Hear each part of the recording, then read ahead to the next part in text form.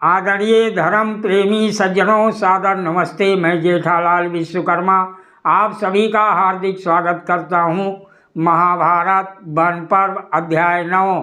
महाभारत की कथा को महर्षि वैशंपायन जी महाराज जन्मेजय जी को सुना रहे हैं। महाराज जन्मेजय जी अर्जुन के पर पौत्र थे और महर्षि वैशंपायन जी महर्षि वेदव्यास जी के शिष्य।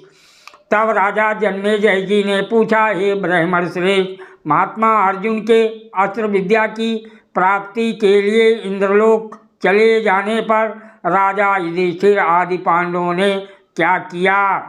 महर्षि वैशंपायन जी कहते हैं, हे राजन जन्मेजय जी, महात्मा अर्जुन के अस्त्र विद्या की प्राप्ति के लिए इंद्रलोक चले जाने पर भरत कुलभूषण पांडव द्रौपदी के साथ काम्यक वन में रहने लगे। पांडव राज्य के अपहरण हो जाने से तो दुखी थे ही, अर्जुन के वियोग से वह और भी कलेश में पड़ गए थे। उस समय महाबाहु भीमसेन ने राजा युधिष्ठिर से कहा, हे महाराज, आप क्षत्रिय धर्म की ओर देखिए। इस प्रकार वन में रहना क्षत्रियों का धर्म कदापि नहीं है। विद्वानों ने राज्य को ही क्षत्रिय का सर्वोत्तम धर्म माना है। आप क्षत्रिय धर्म के ज्ञाता नरेश हैं, अतः धर्म के मार्ग से विचलित मत होइए।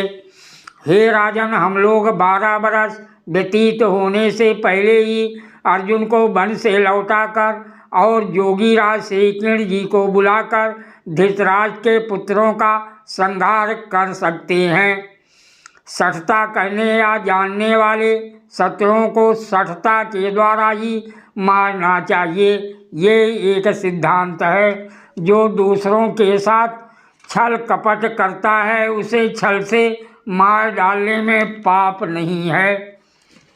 हे भरतवंशी महाराज, धर्म शास्त्र में धर्म परायण धर्मज्ञ पुरुषों द्वारा यहाँ एक दिन रात एक संवत्सर के समान देखा जाता है।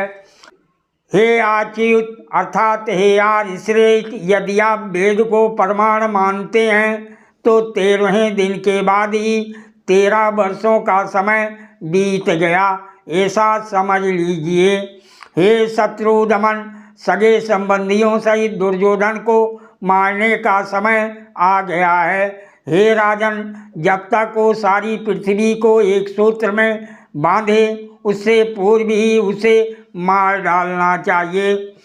धर्मराज महाराज युधिष्ठिर ने उपयुक्त बातें कहने वाले पांडु नंदन भीमसेन का मस्तक सूंघकर उन्हें सांत्वना देते हुए कहा, हे महाबाहो, इसमें तनिक भी संदेह नहीं है कि तुम 13 वर्ष पश्चात गांडीवधारी अर्जुन के साथ मिलकर युद्ध में सुयोधन अर्थात दुर्योधन को मार डालोगे।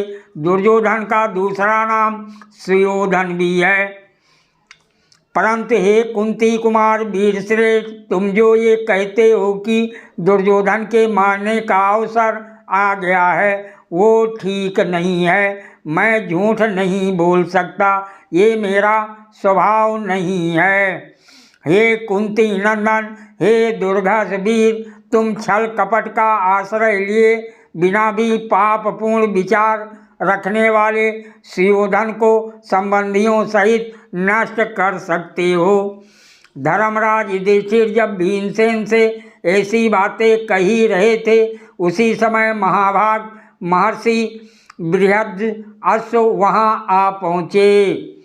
उन्हें आया देखकर धर्मराज युधिष्ठिर ने उनका स्वागत किया और जब वह विश्राम कर चुके तब धर्मराज युधिष्ठिर दीनता पूर्वक बोले, हे भगवान, मुझे जुए में बुलाकर छल कपट में कुशल तथा पासा फेंकने की कला में निपुण धूर्त जुआरी शकुनी ने मेरे सारे धन तथा राज्य का अपहरण कर लिया।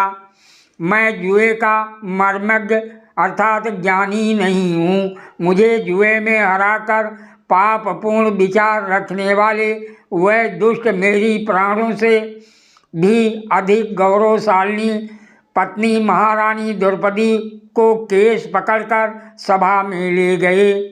एक बार जुए के संकट से बच जाने पर पुनः दूत का आयोजन कर उन्होंने मुझे जीत लिया और मृगचर्म पहनाकर वनवास का दारुण दुख भोगने के लिए इस महान वन में निर्वासित कर दिया। मैं अत्यंत दुखी हो अति कठिनाई से वन में निवास करता हूँ। जिस सभा में जुआ खेलने का आयोजन किया गया था वहाँ प्रतिपक्षियों के मुख से मुझे अत्यंत कठोर बातें सुननी पड़ी थीं। इसके अतिरिक्त दूताधिकारियों का उल्लेख करते हुए मेरे दुखातुर सुहृदों ने जो संताप सूचक बातें कही थी वह सब मेरे हृदय में स्थित हैं। उन बातों को याद करके मैं सारी रात चिंता में मगन रहता हूँ। इधर जिस गांडीव धनुषधारी अर्जुन में हम सबके प्राण बसते हैं वो भी हमसे अलग है। महात्मा अर्जुन के बिना मैं निष्प्राण सा हो गया हूँ।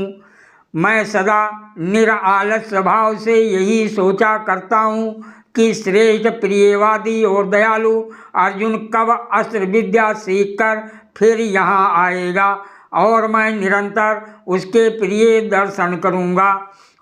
क्या मेरे जैसा अत्यंत भाग्यहीन राजा इस पृथ्वी पर कोई दूसरा भी है अथवा आपने कहीं मेरे जैसे किसी राजा को पहले कभी देखा या सुना है? मेरा तो ये विश्वास है कि मुझसे बढ़कर अत्यंत दुखी दूसरा कोई नहीं है।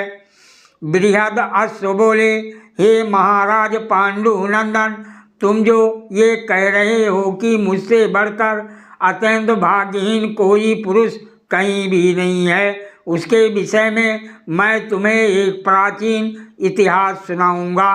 हे निष्पाप पृथ्वीपते, यदि तुम सुनना चाहो तो मैं उस व्यक्ति का परिचय देता हूँ जो इस पृथ्वी पर तुमसे भी अधिक दुखी राजा था। निषद देश में वीरसेन नाम के प्रसिद्ध भूपाल हो गए हैं। उनके पुत्र का नाम नल था। राजा नल धर्म और अर्थ के तत्व अर्थात ज्ञानी थे। हमने सुना है कि राजा नल को उसके भाई पुष्कर ने छल द्वारा जुए में जीत लिया था और वह अत्यंत दुख से आतुर हो अपनी पत्नी के साथ वनवास का दुख भोगने लगे थे। हे राजन, उसके पास ना सेवक थे, ना रथ, ना भाई थे, ना बांधव। वन में रहते समय उनके पास इन वस्तुओं में से कुछ भी शेष नहीं था। तुम तो देवतुल्य पराक्रमी वीर भाइयों से घिरे हुए हो। ब्रह्मा जी के समान तेजस्वी श्रेष्ठ ब्राह्मण तुम्हारे चारों ओर बैठे हुए हैं, अतः तुम्हें शोक नहीं करना चाहिए। सादर प्रणाम। जय श्री कृष्ण।